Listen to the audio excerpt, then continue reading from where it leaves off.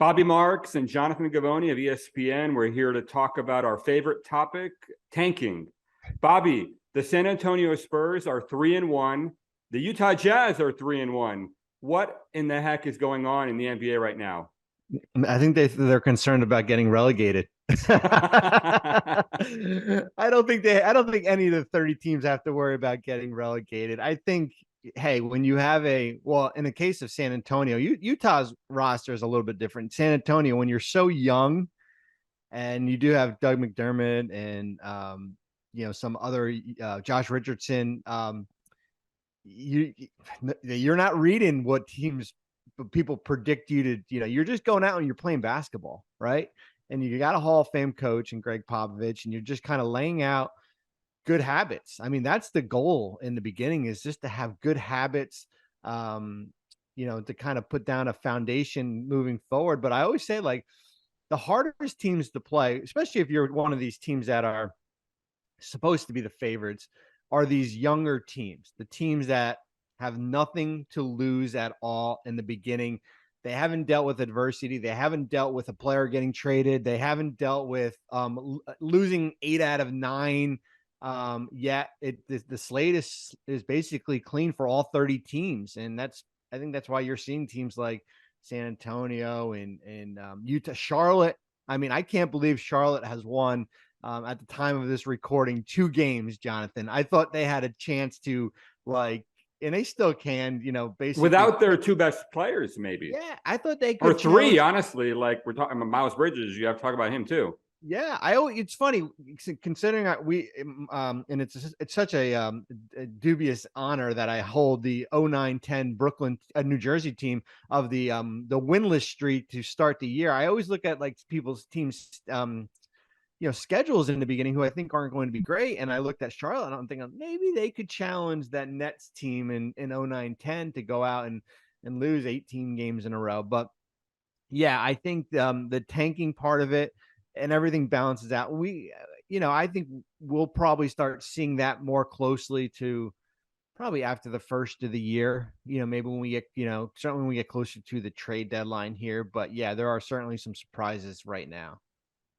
So, Bobby, you've lived this, in the NBA.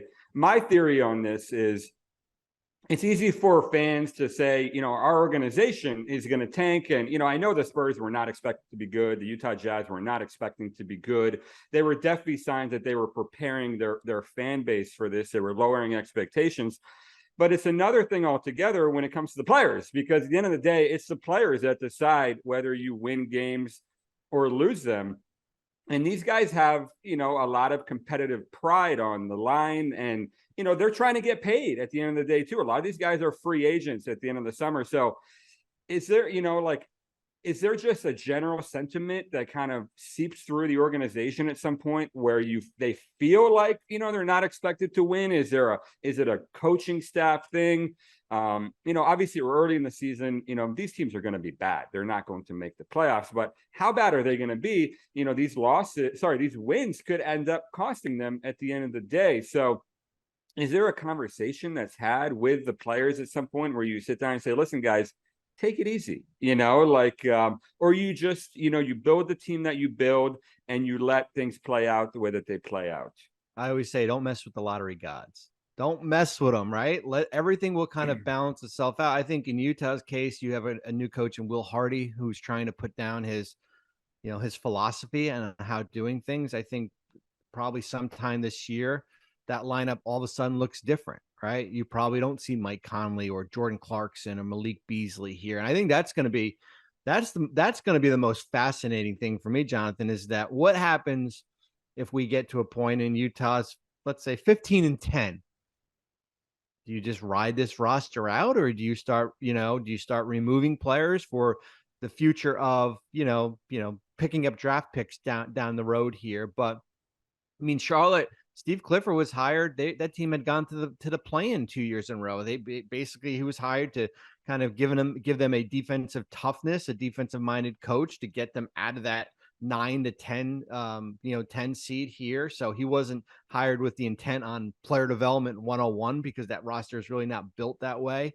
But no, you just you just ride it out, right? Like I think there'll be a point after 15 or 20 games, you'll evaluate. You'll know where your roster is. Maybe we're instead of sellers, now we're buyers all of a sudden. Right. I mean, I think part of what we're seeing maybe is these teams trying to position themselves also to get more on the trade market than people honestly would have thought they would. There are some teams who have started off slow, like the Lakers, for example. They're feeling the pressure right now of a really bad start. And they could be looking at Utah's roster and saying, like Mike Conley is, like he's still got it. Malik Beasley, Jordan Clarkson, Rudy Gay, I mean, like these guys could probably maybe help a team, like in one capacity or another, even if you're just, not having to give up a second round pick to get off some of these contracts. And instead, like you're doing it for, like you're packaging a bad contract or something like that. That makes a difference, like if you're the Jazz, which is what, surprised me a little bit about that, that trade they made for Bojan Bogdanovic, like before the season started to Detroit, what does the roster look like with Bojan? Like if he's playing well right now, or like does that make a difference for them in terms of what they could get on the trade market? Is that a consideration too when you're seeing the Pacers starting Buddy Hield and bringing Ben Mathurin off the bench, for example? That's obviously not going to last all season, right? Well, even in Utah, Jordan Clarkson's starting. They've had Colin Sexton come off the bench Right. in there, and I think it's interesting. Like the Jazz are a good case because we all thought after the Victor and Scoot show in Vegas that maybe the trade deadline unofficially is moves up to mid-December, right? Like, and it still can. That teams were going to be, Utah was going to be 2-10 or 3-15, and I think what happened is that they maybe got too good of players back in some of these deals. I mean, Lauri Markkanen, for example, has played extremely well. Who you got back in that deal with Cleveland. Kelly Olynyk, as you mentioned, has played well in there. So I think eventually what happens is that the talent always kind of prevails here, right? There's always these really feel good stories. I think the one thing that, and I lived through it, Jonathan, in 2009-10, man, we went 12-70 that year. It is an awful. I don't know how Sam Hinkie and Philly did it. Like it is an awful feeling of looking at the standings and being 3-27, being 3-30. Like the habits, and you just become numb to winning. It's it's hard to stomach, and we wound up getting the third pick that year. We didn't even get the first pick in the lottery, and the odds were favored us more. So things are different here. You heard the commissioner on NBA Today that the lottery odds have changed over the last couple of years to kind of balance things out here. But I think at the end of the day, there'll be trades made. Charlotte's a good team. Gordon Hayward, Terry Rozier, guys like that. Kelly Oubre, Mason Plumlee. But I think at least in the beginning, you do want that good, that foundation be put in place for that next year or the following year. How early are these conversations going to start happening, or are they happening already? The Lakers are 0-3. Sacramento is 0-3. They obviously want to make the playoffs. Philadelphia is 1-3. The Heat are 1-3. I mean, these are all teams that came in with expectations. Obviously, it's an 82-game season. We're 4 games in, so nobody's going to hit the panic button yet. But how quickly are we going to start seeing conversations happening? And do you see, trades happening, this early, October, November, for example? We rarely see it this early. I think the only trade that we've seen in November was the Jimmy Butler trade when he went from Minnesota to Miami, and basically because he had a mutiny during practice, and they basically had to trade him here. But I think you're looking at certainly a limited amount of players available because of the trade restrictions for free agencies here. I think after 15 games, teams have a little bit more of an idea of where their teams are going. I mean, you mentioned Sacramento, 0-3 at the time of this taping. I thought a team that can compete for the play-in and certainly could but they might get to a point after 20 games thinking, you know what? Instead of being a playing team, we might have to pivot a little bit here. Like, and I know that's hard to say, but considering they haven't made the playoffs in 17, 18 years. But they might have to look in that direction. And the Lakers, hey, we all know what the Lakers have available, right? It's Russell Westbrook. It's the potentially maybe those 2 first-round picks. And do they get to a point and we're like, you know what? It's only Buddy Hield. It's Miles Turner. It's maybe guys in Charlotte. Like there's nothing out there that's good enough for us to send out. So I think 20 games is a good barometer to see where you are. I think certainly if injuries certainly could play into that a little bit here, but there will be a point where some of those playing teams will have to pivot a little bit. Yeah, you mentioned this already, but I was curious to get your thoughts. Adam Silver, as you said, went on with Malika Andrews, NBA Today yesterday, and said, in terms of the straightforward odds, it doesn't benefit a team to be the absolute worst team in the league.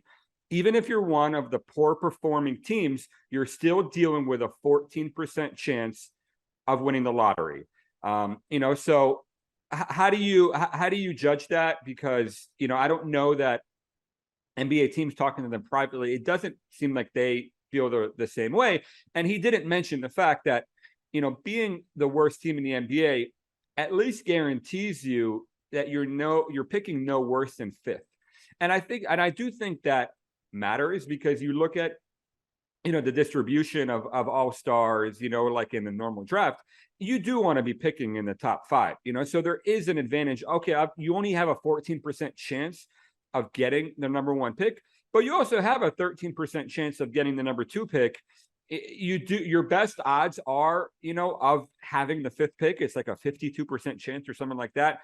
But you want to be somewhere in that top 5, especially in a year like this, Victor is definitely the prize, but Scoot Henderson is a nice consolation prize. Amen Thompson from Overtime Elite is a nice consolation prize. We're going to see the college basketball season get started here. We're going to see what guys like Nick Smith and Cam Whitmore have to offer. But, it's a pretty good draft. And I think teams are at some point going to start looking at this and saying, how do we position ourselves in that regards? Yeah, I mean, I think there's probably a sweet spot. I know there have been teams that have moved up. Certainly, I guess Memphis with going up to get John Morant. Certainly, what happened with New Orleans with moving Zion. I mean, we did in 2000. I think we were 8th and moved up to number 1. Now, different lottery odds back then, but I think there is a little bit of a sweet spot in that top 5 that you want to position yourself. I mean, you're not every team is going to find a Donovan Mitchell at pick 11 or a Rudy Gobert in a later part of the first round here. So, but if this was an NFL season, I'd be like, whoa, Utah fans, so like slow down here. But we've seen, Oklahoma City the last 2 years, and some of it's based on injuries with Gilgeous-Alexander and Lou Dort, Josh Giddey. I mean, I think their record is like 24 and like 70 after the All-Star break, something really crazy. So, as I said, it does start to level itself out. There will be some injuries here, down the road. There's going to be trades, but I do think if you're in that 18 to 24 win territory, maybe most of those happen before January 1st. Could. Right. So, and that gives you at least a little bit of a hope and a little bit more of a foundation that you can build off of. Yeah, I'm curious to see, to compare Oklahoma City after the All-Star break with the San Antonio Spurs, for example, because, Greg Popovich is turning 74 in January. Where is his motivation there? Like if the team is 11th or 10th in the West, does he say, hey, let's just go for it?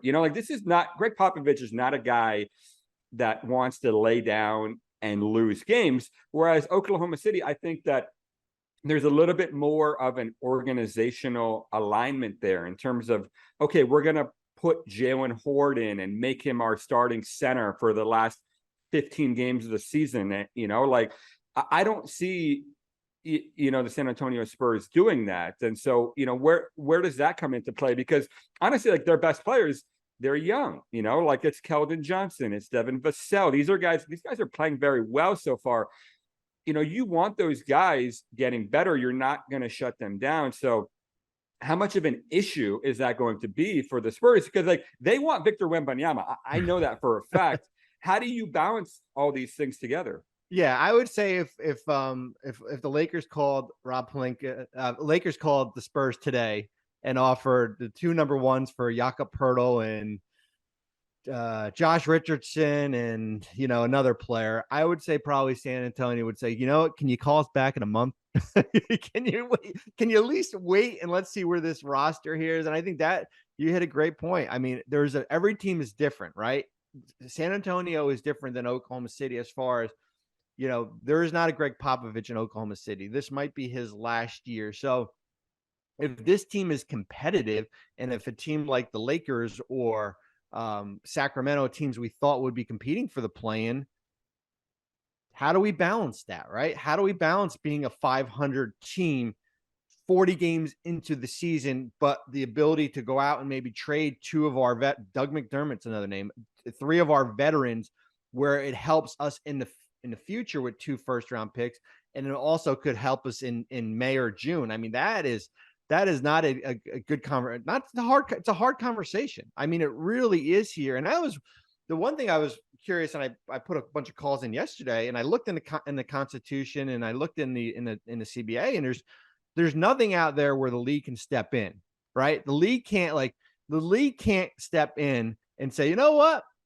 We don't think this is good for the league, right? We don't think this is good for the league. Well, they've fined teams before for the load management, yes. Like especially for like TV games. Okay, these bad teams, they're not on TV or whatever. So I think that's maybe the only recourse they might have is saying, you're not playing your best teams, or if one of the players, gets disgruntled and files something to the Players Association saying, I'm actually healthy, like I should be playing, so that's the only things that I could think about potentially, right? Yeah. And then, way back when they basically I don't know if they owned New Orleans, but they controlled and they blocked that was really the only time right. David stepped Stern, in here. yeah. But basketball reasons. Can you imagine a scenario where like Utah's like 30-10? They're like, you know what? We're going to trade Mike Conley and Clarkson and Beasley, and we're going to get those 2 number ones. And that's something you for do down that. the road Yeah. here. That's a great, I mean, nobody can tell them anything because that's a great trade for them. Those guys are not